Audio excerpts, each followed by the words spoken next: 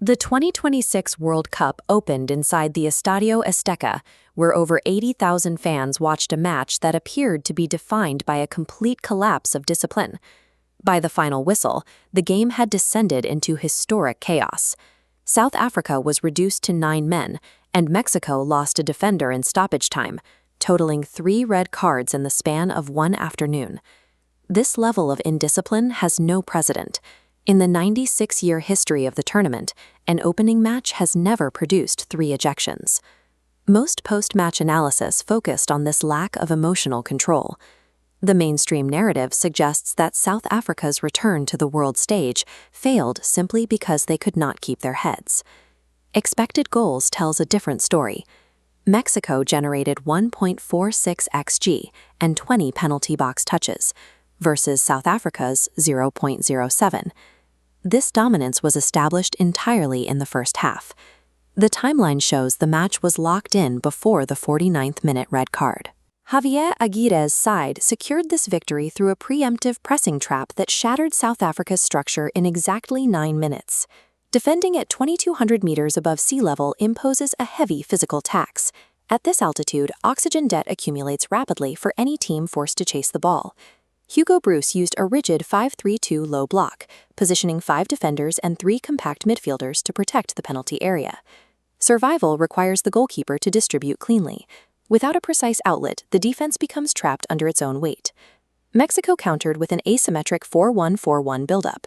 Israel Reyes stayed deep right, while Jesus Gallardo pushed aggressively high on the left, forcing South African wingbacks to choose between holding their line or tracking the runner. Pitting this asymmetric press against a team relying on deep distribution in thin air created a ticking time bomb. The setup forced South Africa into high-stakes decisions with zero margin for error. The match reached its turning point in the 9th minute as South Africa attempted to build out from the back. The success of the build-up rested on Ronwen Williams and his primary outlet in the midfield. Opposite them stood Eric Lira. In Aguirre's system, Lira does not hold a strict positional zone. He plays reactively based on the biomechanical triggers of the opponent. Lira watched Williams shift his weight for a short pass, beginning his sprint before the ball left the goalkeeper's foot. His movement triggered the entire Mexican unit. As he stepped forward, 4 midfielders moved in unison, forming a high-pressing wall. Svepalosi Thol received the pass while instantly surrounded by pressure from 3 different directions. Forced into an immediate decision, Sithol's touch was heavy. The ball rolled free for Quiñones, who drove a right-footed strike through the goalkeeper's legs. South Africa's tactical structure was fundamentally broken in this exact second, 40 minutes before the referee ever reached for a red card. Historical context proves that a numerical disadvantage is not an automatic death sentence. In 1990, Cameroon successfully defeated Argentina while playing with only 9 men. This diagram shows how Cameroon survived. Despite losing 2 players, their defensive framework remained tightly compressed. Conversely, South Africa's 5-3-2 lines stretched and fractured. 40 minutes of chasing the game caused an uncontrollable expansion across the pitch. When Sithola committed the foul that led to his red card, he was acting as the last line of defense against a breaking attacker. Sithola was forced into that challenge because he was stranded. The protective layers of the 5-3-2 had already dissolved, leaving him isolated without a safety net.